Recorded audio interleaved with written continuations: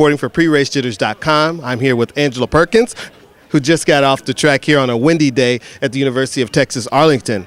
Miss Perkins here just ran the 400-meter hurdles. How did you feel today?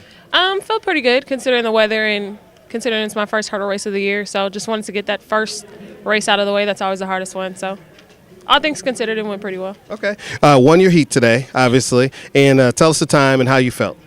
We won't mention times right now, but felt pretty good. I got out and I got to about the second hurdle and realized I was kind of out there by myself, so didn't really want to push it, like I said, because of the weather. So just wanted to get through it, came off the last hurdle, and just relaxed and shut it down a little bit. So. Okay. Well, let's talk about where you are this season. This is this your second race outdoor season? Yes, this is the second race. I ran the 800 last week. This is my first hurdle race of the year. So. Okay. So first hurdle race of the year. What's the plan for you?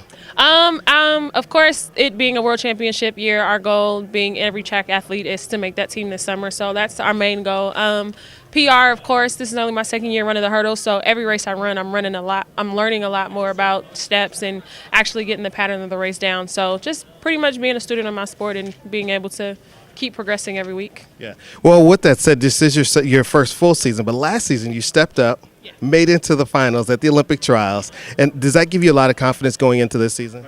Actually, it really does, because a lot of people, considering I didn't start running hurdles until about a month before Olympic trials, a lot of people didn't expect me to get out of the first round. So for me to get to the finals and beat girls that have been running hurdles for years, and for me to only be doing it for a month, it was a big confidence boost. I mean, the time wasn't as great as I would have liked it to be, but I mean, considering that was like my 6th race ever, I'll take it. Yeah. So. And then you're formerly of Baylor University. Yes, went to Baylor and University of Arizona too. So. Yeah. So what inspired you to move up from the 400 open to the hurdles? Because some people think that the 400 hurdles is the hardest race, below 1,500 meters. You know what? Mentally, I would say mentally it's easier than the 400 because you're so focused on your pattern that it's not really that bad. But it was just, that's how God worked it out for me, because I didn't really, if you would have told me 4 years ago that I would have been running the 400 hurdles, I probably would have laughed in your face.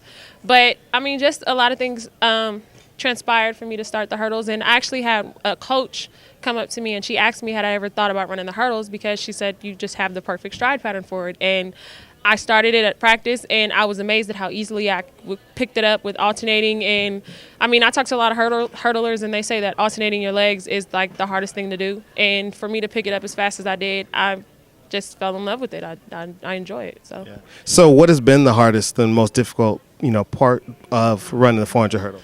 Just pretty much getting your pattern down. With me, I don't have as great a technique as hurdlers that have been doing it for years. So that's my biggest problem, is learning how to get my lead leg over and snap my trail leg through. So it's just little stuff that I'm still learning, but I don't think it'll be that hard to pick up. As we wrap up at the University of Texas, Arlington here, what are your top 3 goals for the year? My top 3 goals for the year, time-wise, is to get low 54s minimum, to make that team to go to World Championships this summer, and just pretty much get everything that God has in store for me on and off the track. So those are my goals.